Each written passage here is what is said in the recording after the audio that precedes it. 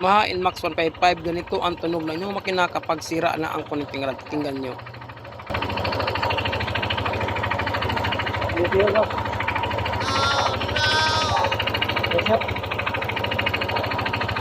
Kamsat mo, di ba?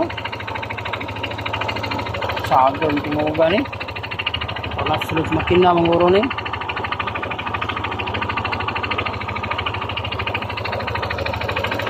Nagitik mo diri.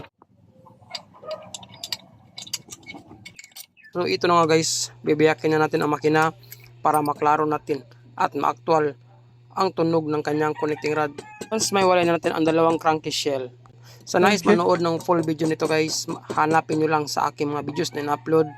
I-scroll nyo lang guys ang mga videos ko hanggang makita nyo ang full video ng Yamaha NMAX 155 actual na tunog helicopter sa makina. Na step by step natin ang pagbaklas.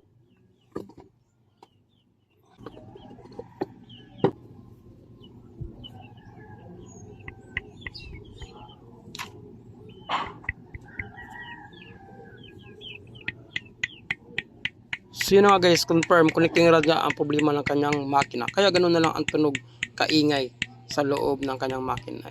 Tips ko sa inyo guys, kung palit kayo ng connecting rod, dapat magkapalit din kayo ng dalawang side bearing. Yun lang, ride safe, God bless. See you sa aking next video.